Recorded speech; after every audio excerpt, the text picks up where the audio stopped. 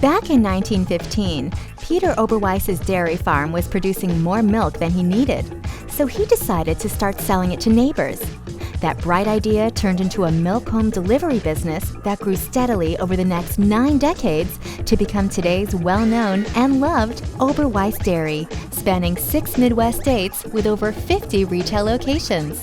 And yes, the milkman is alive and well today, with Oberweis Dairy still delivering milk in their famous glass bottles to homes across the Midwest. Anyone who has tasted Oberweis milk or ice cream quickly knows why it's called super premium. There's really nothing else quite like it. But to grow from its humble beginnings to the operation it is today, Oberweis didn't rely on great products alone. Marketing and building customer relationships made all the difference.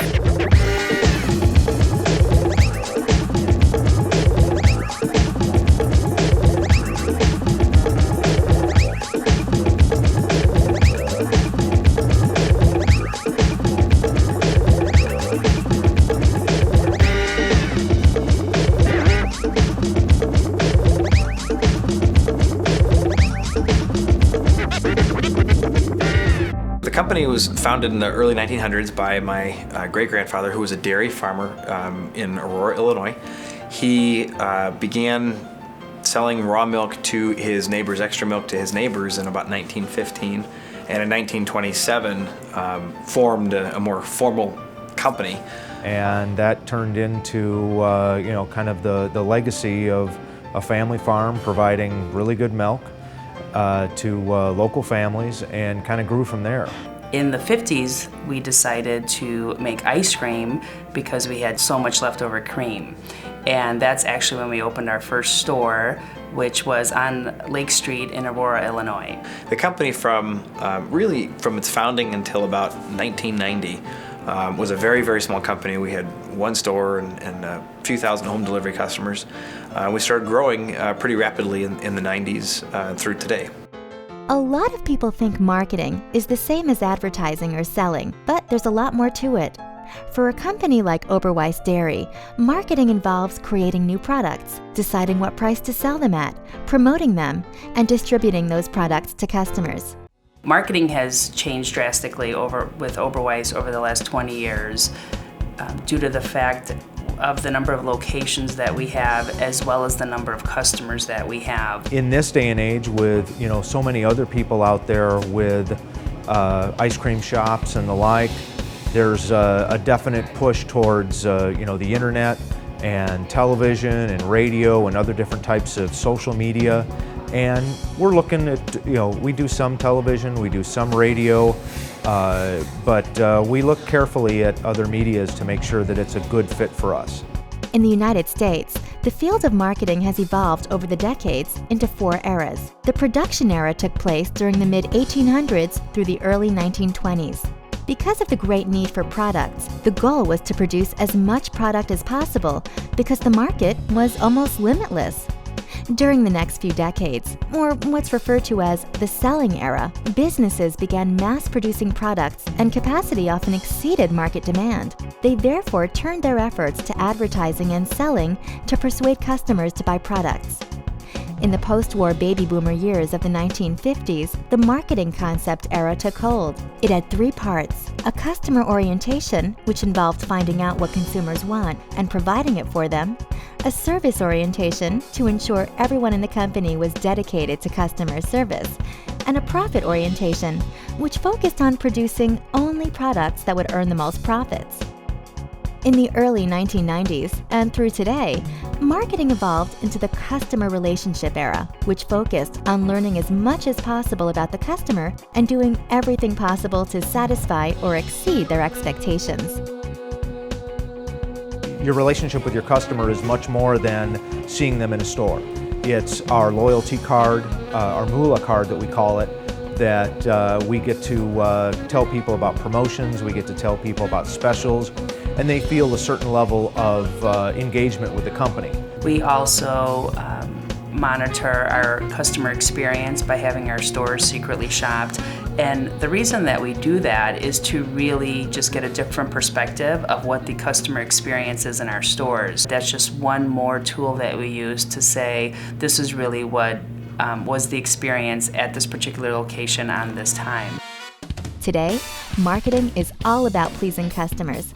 Almost every marketer knows about the 4 P's of marketing: product, price, place, and promotion. The 4 P's are referred to as the marketing mix because every marketing program is a blend of these 4 factors. So our marketing mix actually is one of the most complicated things that I personally have struggled with learning the business. And when I'm talking about learning the business, it's spending years and years and years learning the ins and outs and figuring out how all the different pieces work together. Between our 3 business units, which are ice cream and dairy stores, our wholesale channel, which is like your grocery stores in your neighborhood, as well as our home delivery channel, which is good old-fashioned milk and different dairy products delivered right to your doorstep. The mix is a little bit different in each one. The marketing process includes such activities as finding new opportunities, conducting market research, identifying target markets, designing a product to meet the needs you discovered during market research, conducting product testing, developing brand names and packaging, setting price, selecting a distribution system, developing a promotional program, and building relationships with customers. At Oberweis, our marketing mix starts off primarily with our product development. I wish I could say that our new product development process had a wonderful flow chart with all sorts of arrows everywhere, and it was this great process. But the reality is we're a small enough company that for us, really what we try to do is be in touch with new trends, the market, and trying to figure out what consumers are looking for, and we try it. As far as price and promotion, each one of those channels, those different areas of purchasing, they're handled a little bit differently. Advertising is only a small part of one of those P's, the promotion. It's only a small part of promotion, and there's so much more. Pricing decisions are so critical. Figuring out what the product actually is going to be and getting it to the customer, how you're going to get it, what are the service offerings that you're going to encompass with the product, and where you're going to be and how you're going to take your product to get there. Those decisions are so complicated, and they deserve every bit as much attention as advertising. At least that's my belief. So much about marketing has to do with making the right decisions at every step. Sometimes marketers conduct marketing research or the analysis of markets and consumers to collect information that aids them in making the right decisions. Sometimes they just use their gut instincts. For the summer season, we created a new product, which is our Waffle Bowl Sundaes. Every year we try to come up with what is going to be our big bang, what is going to be exciting for us to have for this summer for our customers. Well, it's a product that some of our store managers came up with in our St. Louis market. They sold them in their stores. They went really well. Sometimes it's a matter of trying something just in one location and saying, well, let's produce this in a small quantity, have a small group of people try it, and see if it's something we feel will catch on. When you put out a waffle bowl and all you're hearing is feedback that we're making them constantly, we can't keep up. In a good way, you get a product that's working pretty well with consumers. You don't always have to have a complicated spreadsheet and reporting and queries and analyses to tell you. Making the right decisions isn't as easy as it sounds. In addition to the 4 P's, there are a lot of other environmental factors that play a part in the overall marketing environment. Global, technological, sociocultural, competitive, and economic factors also play a role in the success of a new product. We absolutely conduct primary research. Sometimes it's just as basic as walking up to a customer in the store and just having a one-on-one conversation. Other times it's sort of in the middle of the road where we'll send out a survey and try and pull together information. We typically will pick a dairy store and launch a product that we would like to launch throughout our system. And we will have our employees offer that to our customers free of charge and then ask them to fill out a very short survey. We've done that with a number of different initiatives, different products.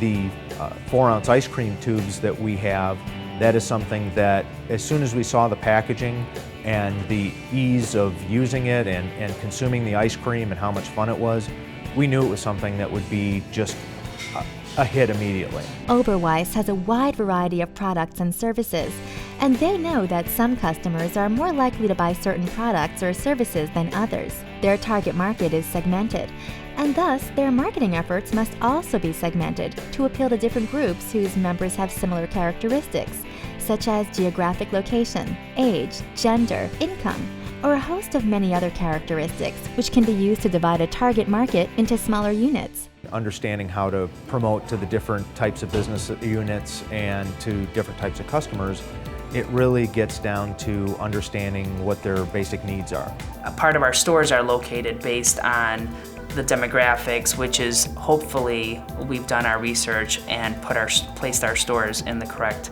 location. When it comes to promotion to a home delivery customer, it can be completely different because the type of products that they have available to order from, and then also the ways in which they have to order. Whether they're a customer that calls in and tells us over the phone, or it's a customer that deals with us solely on the website. There's other ways to get a hold of them and other ways to promote to them based on how they work with us. In home delivery, we have a more specific target market. We know that people that want milk delivered to their homes are typically families. They have a certain income range that we target. And in addition to that, we do at this time require that people have that live in a home versus a high-rise because of the way that we currently deliver with our trucks. These days, it's not enough to just have great products. Marketers use relationship marketing to not only keep customers satisfied, but to keep them coming back. You'd have to be from another planet to not love Oberweis ice cream, but Oberweis knows that their relationship with customers is what's really important. With our loyalty card program, we call it our Moolah card, we were able to collect data on our customers. And one of the major ways to help drive our revenue is to do things to increase the customer's frequency. So rather than coming once a month, we try to get them to come twice a month. We actually started doing that, it's been about almost 10 years that we've been doing a loyalty type program, which was for a smaller company at the time was being kind of ahead of the curve. We have some customers that we group into what we call fluid purchases. So these are people who come in and they just buy milk from our retail stores. We also have groups of people who come in and they only buy fountain treats from us. And we really can benefit by trying to cross-pollinate those two groups. So we can take the group that comes in and just buys fluid milk from us and send them an offer to come in and get 25% off a milkshake or something off of a fountain treat. And we can take the fountain customers and send them an offer to come in and try our milk or some other product that we may carry, to try and get those people who've already subscribed to the Oberweis brand, they've already bought into our brand, to buy more products from us and get more of their food purchases. So we've learned that there's a lot more to marketing than you may have initially thought. We also have learned that even a product as universally loved as ice cream still requires a great deal of planning, thought, and promotional savvy to succeed. Life may very well be like a box of chocolates, but marketing is more like a turtle sundae. You have to know what you're going to get and in what amounts if you're going to make it right.